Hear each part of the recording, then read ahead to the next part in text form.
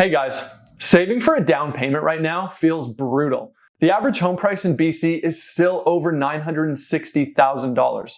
Rent in Kelowna just hit $2,200 for a one bedroom. And groceries, well, they're up over 20% since 2021. Every time you're saving a little bit or getting ahead, it feels like something is eating away at it. So if you've ever thought, how the hell am I supposed to buy a home right now, let alone start saving for a home, you're not crazy. And you're not falling behind. Hey guys, my name is Ben. I'm a mortgage broker in BC, and I help first-time homebuyers make better decisions so they can start building wealth their way. In this video, I'll walk you through 4 ways you can actually start building your down payment, even if it feels impossible to do right now. We'll cover how much you actually need to buy, how to use gifted funds, how to take advantage of tools like the First Home Savings Account, and why you might be closer than you think. By the way, this is just part 1 to a first-time homebuyer series, which is a full step-by-step guide getting from I don't even know where to start to here are my keys to my new home. If that sounds helpful, please consider subscribing to my channel. Let's jump in.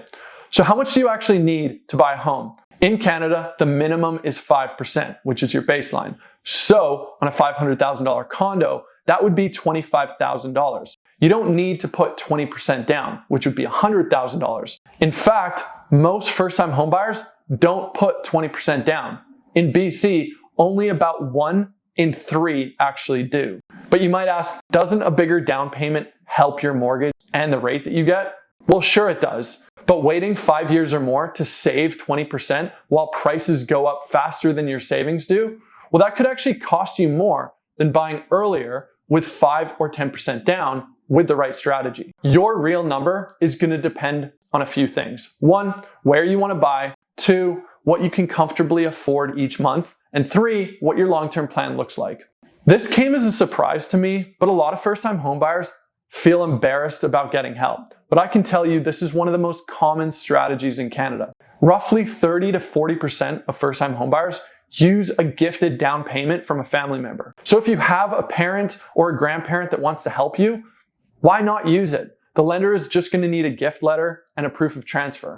You're not failing by getting help. You're just doing what everyone else is doing, especially where home prices are at today. So if you're lucky enough to have that help available, make sure you use it. Getting into this market is hard enough as is. Another way to boost your down payment is to use tools that are literally built to help you.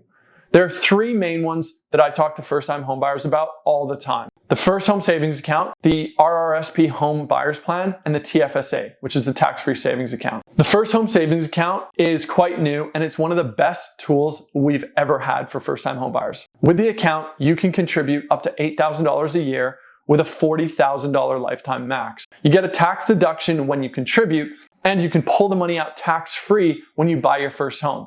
It's like combining the best parts of the RRSP and the TFSA all in one account. But if you want the full breakdown, I've got a separate video that explains exactly how this account works, and I'll put it in a link here as well as the description. Now, if you've already got money in your RRSP, you can actually borrow $35,000 from yourself tax-free as long as you pay it back over 15 years. And the TFSA, well, there's no tax deduction, but it does grow tax-free and you can use it anytime. So it's super flexible if you need money quickly. Most importantly, you don't have to use all 3, but the right mix of those tools can make a huge difference, especially if you're already saving and you're not sure where to put the money. Now let me show you why you might actually be closer than you think. Because here's what I see all the time. People thinking that they're way further off than they actually are. And I get it. The headlines make it seem impossible. They say it takes 8 to 10 to 12 years to save up for a down payment. And apparently, the first-time homebuyer now in Canada is around 40 years old. So yeah, if you're in your early 30s and you're still renting, it's easy to feel like you're falling behind. But the truth is, you don't need to put 20% down to buy your first home.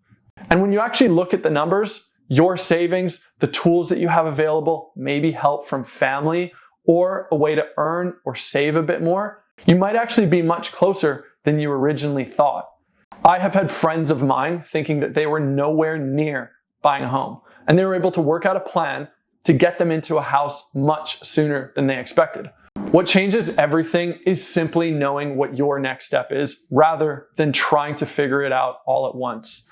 Just having a direction, something solid to move forward to and take that next step. And once you have that, you're going to stop spinning your wheels and you will start moving forward. Also, in an upcoming video, I'm going to walk you through how to actually create the income and savings habits that'll help you hit your down payment goal, even if you feel like there's no room in your budget right now. That's it for part one. In the next video, I'm going to walk you through how you're going to get pre-approved, what lenders actually look for, and what won't help you, and the most common reasons people get rejected, even when they think their application is solid. I'll also show you what to prepare for, what to avoid, and how to make sure that you're not just approved on paper, but actually ready to move forward when the right place shows up. If this video helped, please consider subscribing to my channel or give me a like, a comment, because every little bit of support helps my small channel grow. And if you're sitting there thinking, okay, I really don't know if I'm close or not,